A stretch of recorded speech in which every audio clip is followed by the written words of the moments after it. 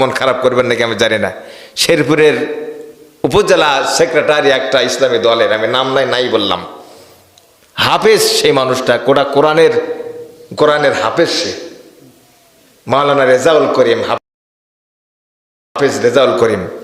তাকে কিভাবে হত্যা করা হলো, তার অপরাধ কি? তিনি ইসলামী আন্দোলন করেন, ইসলামী দল করেন। ইসলামী দল করা ফরজ, ঠিক না বাড়ি বলেন? সবাই যদি আমরা নাও করি, কিন্তু ভিতরে অনেকে বিরোধিতা করি, তারপরে প্রকাশ্যে যায় না।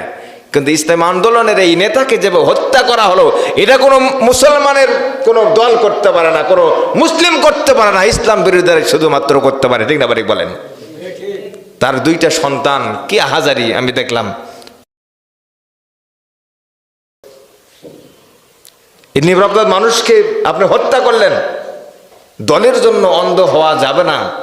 সকলের অধিকার আছে, যেহেতু ভোটের সময় ভোট চাওয়ার। আপনি একটি দল করেন, আপনি চাইতে পারেন, আরেকজন আর একটা দল করে, সেও কি করতে পারে? চাইতে পারে। এটা গণতান্ত্রিক অধিকার।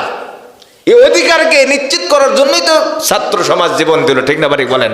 যে একতন্ত্র কোনো চলবে না, সকলের সমান অধিকার। আজকে দেখেন কিছু কিছু দল তারা বেপরোয়া হয়ে গেছে, এমনকি মহিলারা ইসলামের পদে মানুষকে আহ্বান জানাচ্ছে, অধিকার আদায় করার জন্য তাদের গণতান্ত্রিক অধিকার মানুষের কাছে যাচ্ছে। এমনকি হুমকি দেওয়া হচ্ছে, হিজাব খুলে নেওয়া হবে, তোমাদেরকে দেখে নেওয়া হবে, ঠ্যাং ভেঙে দেওয়া হবে। বলে নাউজুবিল্লাহ।